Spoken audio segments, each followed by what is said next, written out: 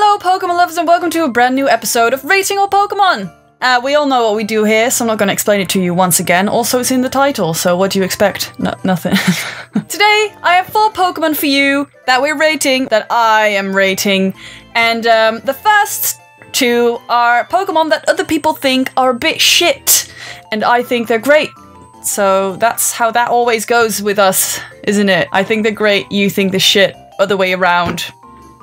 That's life. So today we're starting out with number 568, Trubbish. Now, I know what a lot of people think. Oh, Trubbish, it's just a trash bag with eyes and blah, blah. Muck is just a pool of shit.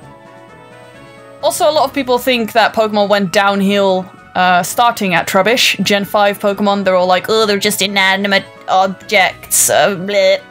You know, just shut up. That's what I think. Trubbish is, in my opinion, very adorable. Trubbish was created or came to exist when a bunch of just industrial rubbish and other trash got a chemical reaction and came to life. And I actually think that's kind of cool and makes sense too, so I don't see the problem. Trubbish is adorable. Apart from the fact that it burps all the time and emits very gross gases that can make people get really sick. And sometimes it's even fatal for children and young Pokemon. But you know, that's you know, we can overlook that.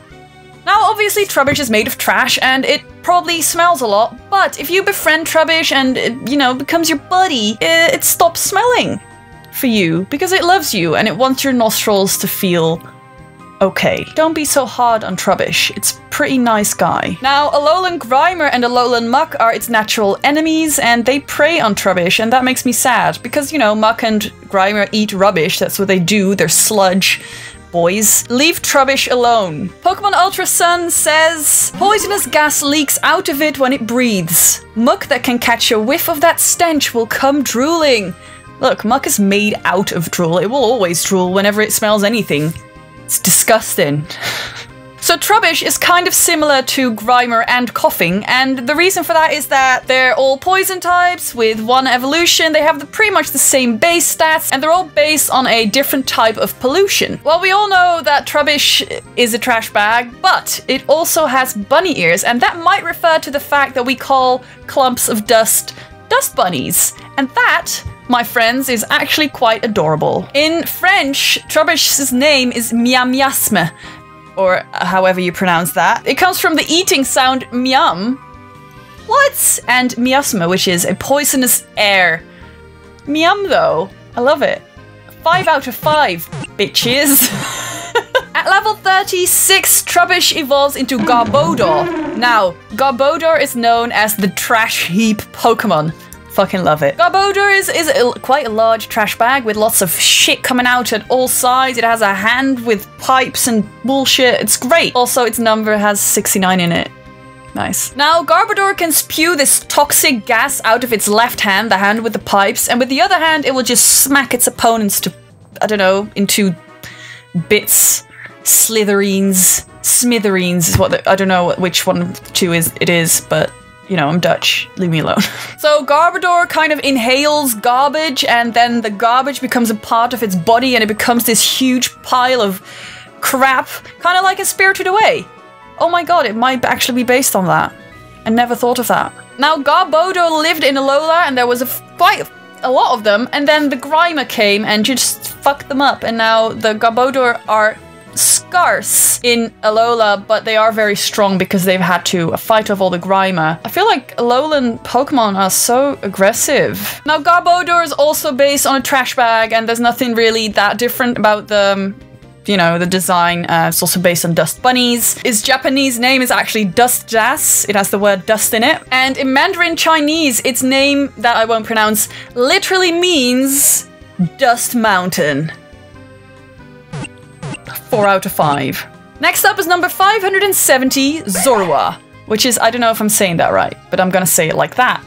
Zorua is known as the tricky fox Pokemon, and it is able to transform into pretty much anything, Pokemon, humans, whatever. Now, Zorua is a pretty cautious Pokemon. It likes to kind of hide in the shadows or disguise as a different Pokemon just to, you know, ensure its own safety. It often likes to turn into a child, and it will be a child that won't speak because, you know, Zorua is a Pokemon, it can't speak.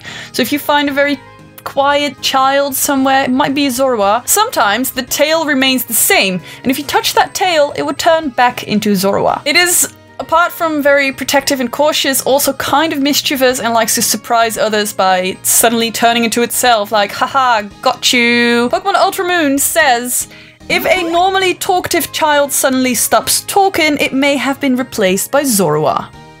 Take care of your kids, guys.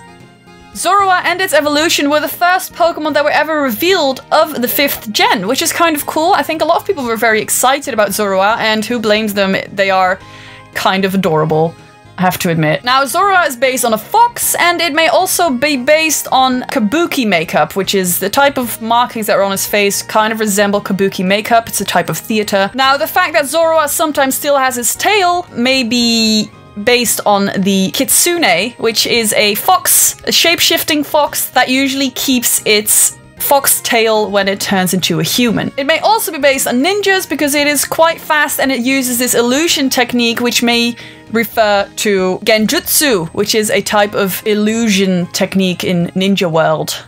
Ninja World. Zorua's name is actually the same in all languages. I always like it when they do that, and I give it a 5 out of 5. At level 30, Zorua evolves into Zoroark, and Zoroark is kind of cool. Big fox man, could have been a furry.